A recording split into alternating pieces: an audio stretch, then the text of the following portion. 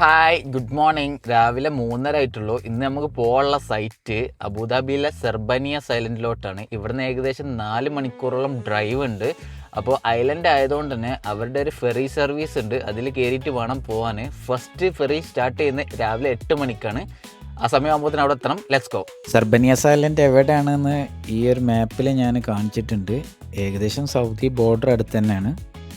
അപ്പോൾ നേരെ ബിസ്മിൻ ചൊല്ലി വണ്ടി എടുത്തു. ഫസ്റ്റ് അബുദാബി പോയിട്ട് അവിടുന്ന് സലീം ഭായിനെയും യൂനിസ് ഭായിനെയും കൂട്ടണം. അവരാണ് നമ്മളെ അബുദാബി ടീം. എഡ്നോക്ക് കയറി ഫ്യൂൽ അടിച്ചു, കൂടെ നല്ലൊരു കോഫിയും കുടിച്ചു. റോഡ് കാലിയായതുകൊണ്ട് പെട്ടെന്ന് അബുദാബിയിലെത്തി. അവിടെ സലീം ഭായി നമ്മളെ വെയിറ്റ് ചെയ്ത് നിൽക്കുന്നുണ്ടായിരുന്നു. ഫുൾ സെറ്റിലാണ് ആൾ.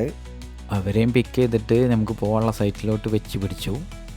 ഈ കാണുന്നതാണ് ഷെയ്ഖ് ഖലീഫ റോഡ്. ഈ റോഡിൻ്റെ പ്രത്യേകത എന്താണെന്ന് വെച്ച് കഴിഞ്ഞാൽ ഇവിടുത്തെ സ്പീഡ് ലിമിറ്റ് 160 km/h ആണ്. കുറച്ചങ്ങോട്ട് പോയപ്പോഴേക്കും കാലൊന്ന് നീട്ടാനും വേണ്ടിയിട്ട് പുറത്തിറങ്ങി റെസ്റ്റ് എടുത്തു.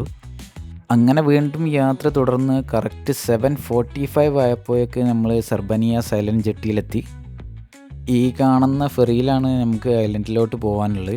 ഇതൊരു ദിവസം 3 തവണയേ ഓപ്പറേറ്റ് ചെയ്യുന്നുള്ളൂ. രാവിലെ 8 മണിക്കും ഉച്ചയ്ക്ക് 1 മണിക്കും വൈകുന്നേരം 4:30ക്കും. ഏകദേശം ഹാഫ് ആൻ അവർ റൈഡ് ഉണ്ടായിരുന്നു ഫെറിയിൽ. അപ്പോഴേക്കും നമ്മൾ സെർബനിയ ഐലൻഡിലെത്തി. ഇവിടുന്ന് സൈറ്റിലോട്ട് പോകാൻ ക്ലയൻറ്റ് വണ്ടി വിടാമെന്നാണ് പറഞ്ഞത്. ഏകദേശം ഹാഫ് ആൻ അവർ അവിടെ പോസ്റ്റ് കിട്ടി. പക്ഷേ ഞങ്ങളെ 3 പേരെയും കൊണ്ടുപോകാൻ ഒരു ഫുൾ ബസ്സാണ് വന്നത്. ഈ ഐലൻഡ് വൻ പൊളിയാണ്. ഒരുപാട് പച്ചപ്പും കാര്യങ്ങളൊക്കെ ഉണ്ട്. പിന്നെ ഒരുപാട് മൃഗങ്ങളൊക്കെ കണ്ടു വഴിയിൽ. കുറച്ചു നേരം കാഴ്ച കണ്ടിരുന്നപ്പോത്തിന് സൈറ്റിലെത്തി. പിന്നെ നേരെ വന്ന പരിപാടി തുടങ്ങി. ഫുൾ ഇൻസ്പെക്ഷൻ ആയിരുന്നു. ഏകദേശം 10-12 ഏജ് ഇവർക്ക് റീപ്ലേസ് ചെയ്യാണ്ട്. കുറച്ച് പഴയ ബിൽഡിംഗ് ആണ്. ഏകദേശം 25 ഇയേഴ്സോളായി. പിന്നെ റൂഫ് ടോപ്പിലെ ഇൻസ്പെക്ഷനോട് കഴിഞ്ഞപ്പോത്തിന് ഊപ്പാട് നൽകി. പിന്നെ അവരുടെ ലഞ്ചും കഴിച്ചു. നല്ല ഫുഡായിരുന്നു. 1:30 ആയപ്പോത്തിന് നമ്മൾ ബോട്ടിൽ ഇക്കരെത്തി. പിന്നെ നേരെ തിരിച്ച് ദുബൈയിലോട്ട്. ഫുഡൊക്കെ കഴിച്ചു. അവർ രണ്ടുപേരും നല്ല ഉറക്കമായിരുന്നു.